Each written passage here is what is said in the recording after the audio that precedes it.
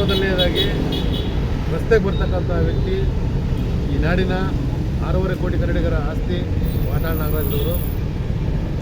ದೌರ್ಭಾಗ್ಯ ಏನಪ್ಪ ಅಂತ ಹೇಳಿದ್ರೆ ಅವರು 5 ಸಾರಿ ಶಾಸನಸಭೆಯಲ್ಲಿ ಆಯ್ಕೆಯಾಗಿ ಬಂದರು. ಯಾವುದೇ ಪಕ್ಷಾಂತರ ಆಗದೆ ಪ್ರಾಮಾಣಿಕತೆಯಿಂದ ಕನ್ನಡದ ಹೆಸರಲ್ಲಿ, ಕನ್ನಡ ಚಳವಳಿ ಹೆಸರಲ್ಲಿ ಉಳ್ಕೊಂಡಿದ್ದಾರೆ. 65 ವರ್ಷಗಳ ಅವರ ಹೋರಾಟದ ಹಾದಿ ನಾವೆಲ್ಲ ಹುಟ್ಟಿರಲಿಲ್ಲ. ಆದರೆ ಅವರು ನಮಗೆಲ್ಲ ಒಂದು ಸ್ಫೂರ್ತಿ. ಇವತ್ತು ನೋಡ್ತಾ ಇದ್ದೀರಿ, ಚುನಾವಣೆ ಅಂತ ಹೇಳಿದ್ರೆ ಬಾಳ್ಯಗಾರರು, ಗೂಂಡಾಗಳು, ರೌಡಿಗಳು, ಹಣವಂತರು ಇಂಥವ್ರ ಚುನಾವಣೆ ಆಗಿದೆ. ಪ್ರಜಾಪ್ರಭುತ್ವದ ಬಹಿರಂಗ ಕಗ್ಗೊಲೆ ಆಗ್ತಾ ಇದೆ. ಅದನ್ನು ಮಾಧ್ಯಮದ ಮುಖಾಂತರ ಆಗಲಿ ಅಥವಾ ಇನ್ನೊಬ್ಬರು ನಾವು ಚರ್ಚೆ ಮಾಡೋದಾಗಲಿ ಅಲ್ಲ, ಸಾರ್ವಜನಿಕವಾಗಿ ಪ್ರತಿಯೊಬ್ಬ 10 ವರ್ಷದ ಮಕ್ಕಳಿಗೂ ಗೊತ್ತಿದೆ ಇವತ್ತಿನ ಚುನಾವಣೆ ಯಾವ ರೀತಿ ನಡೀತಾ ಇದೆ.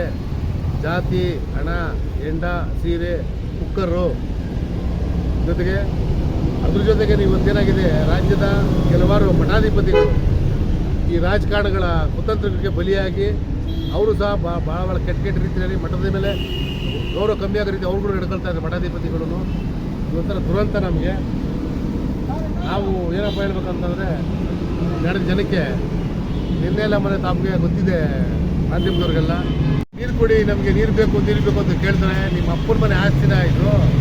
ಅವ್ರು ಯಾರು ಅವಿವೇಕಿ ಒಬ್ಬ ಲೋಕಸಭಾ ಸದಸ್ಯ ಹೇಳ್ತಾನೆ, ಉತ್ತರ ಭಾರತೀಯರು ಬಂದಿರೋದ್ರಿಂದಲೇ ಬೆಂಗಳೂರು ಉದ್ಧಾರ ಆಯಿತು, ಬೆಂಗಳೂರು ಒಬ್ಬರು ಹೊರಡ್ತಾ ಇದ್ದೀವಿ ಮತ್ತು ರಾಜ್ಯದ ಎಲ್ಲ ವಾಹಿನಿಗಳನ್ನು ಪ್ರಸಾರ ಆಗ್ತಾ ಇದೆ. ವಾಟಾಳ ಒಬ್ಬರೇ ಒಬ್ಬರು ಅಭ್ಯರ್ಥಿಯಾಗಿ ನಿಂತಿರ್ತಕ್ಕಂಥದ್ದು ಕನ್ನಡ ಚಳವಳಿ ವಾಟಾಳ ಪಕ್ಷದಿಂದ. ಆಗ ಕನ್ನಡಿಗರು ದಯಮಾಡಿ ಪಕ್ಷ ಭೇದ, ಜಾತಿ, ಧರ್ಮವನ್ನು ಮರೆತು ಆ ಒಬ್ಬ ವ್ಯಕ್ತಿಗೆ, ಹಿರಿಯ ಚೈತನ್ಯಕ್ಕೆ ಶಕ್ತಿಯನ್ನು ಕೊಡ್ತಕ್ಕಂಥ ಕೆಲಸ ಮಾಡಿ ಇನ್ನೂ ಹೆಚ್ಚಾಗಿ ಹೋರಾಟ ಮಾಡ್ತಕ್ಕಂಥ ಧೈರ್ಯ ನಮಗೂ ಸಹ ಬರುತ್ತೆ. ನೀವು 2,000-3,000 ರೂಪಾಯಿಗೆ ಮತದಾನವನ್ನು ಮಾರ್ಕೊಂಡ್ರೆ ಈ ರಾಜ್ಯನ ಕಾಪಾಡೋದಕ್ಕೆ ಮುಂದೆ ಯಾರ ಕೈಯಲ್ಲೂ ಆಗುತ್ತೆ.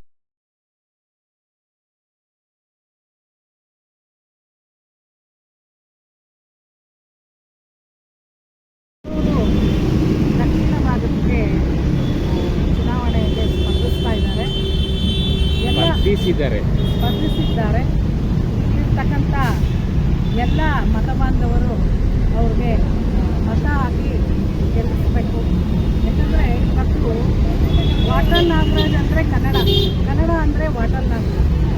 ಈ ಥರ ಯಾವುದೇ ಒಂದು ಸಮಸ್ಯೆ ಬಂದರೆ ಅವರು ಧ್ವನಿ ಅಂತ ಏಕಕ್ಕೆ ಈ ಭಾಗದ ಎಲ್ಲ ಕನ್ನಡ ಬಂಧುಗಳು ಅವ್ರಿಗೆ ಮತ ಅಲ್ಲ, ದೆಹಲಿಯಲ್ಲೂ ಅವರು ಕನ್ನಡಕ್ಕೂ ಆಗಬೇಕು ಅನ್ನೋದೇ ನಮ್ಮ ಎಲ್ಲರ ಆಸೆ. ಹಾಗಾಗಿ ಮತ ಹಾಕಿ ಗೆಲ್ಲಿಸ್ಬೇಕು. ಮತ್ತು ನೀರಿಗೆ ಹಾಹಾಕಾರ ತುಂಬ ಆಗಿದೆ, ತುಂಬ ಕಷ್ಟ. ಹೆಣ್ಣುಮಕ್ಕಳಿಗೆ, ಗಂಡು ಹೊರಗಡೆ ಬಂದುಬಿಡ್ತಾರೆ, ಆದರೆ ಹೆಣ್ಣುಮಕ್ಕಳಿಗೆ ಬೆಳಗ್ಗೆ ಎದ್ದರೆ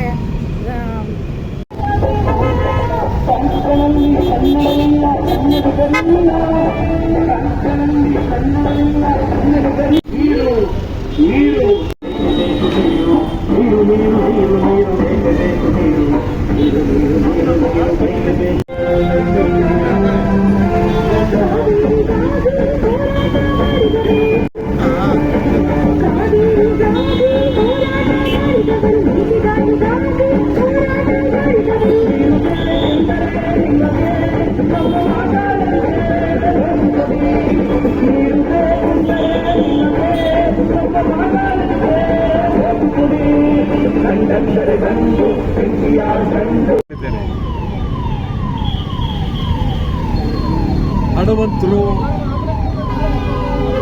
ಬಾಳ್ಯಗಾರರು,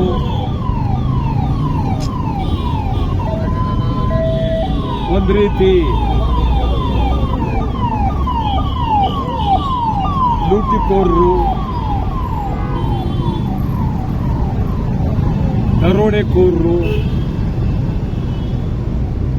ಇವರೆಲ್ಲರೂ ಸ್ವಲ್ಪ ಚುನಾವಣೆಗೆ ನಿಂತಿದ್ದಾರೆ ಇಡೀ ರಾಜ್ಯದಲ್ಲಿ.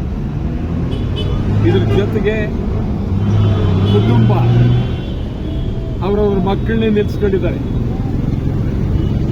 ಅವ್ರ ಮನೆಯವ್ರನ್ನ ನಿಲ್ಲಿಸ್ಕೊಂಡಿದ್ದಾರೆ. ಈ ಚುನಾವಣೆ ನಾಳೆ ಡಾಕ್ಟರ್ ಬಾಬಾ ಸಾಹೇಬ್ ಅಂಬೇಡ್ಕರ್ ಅವರ ಅದ್ಭುತವಾದಂಥ ದಿನಾಚರಣೆ. ನಾವು ಸಂವಿಧಾನವನ್ನು ಗೌರವಿಸ್ತಾ ಇಲ್ಲ, ಸಂವಿಧಾನದ ಬಗ್ಗೆ ತಿಳುವಳಿಕೆ ಇಲ್ಲ.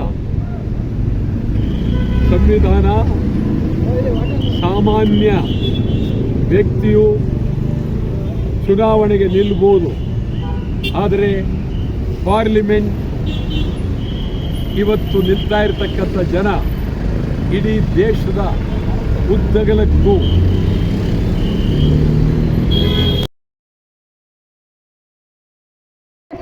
ಯಾರು ಇಲ್ಲ ಅಂದಾಗ ಧ್ವನಿ ಎತ್ತಿ ನಿಂತಿರುವಂತ ವ್ಯಕ್ತಿ ವಾಟಾಳ್ ನಾಗರಾಜ್ ಅವರು.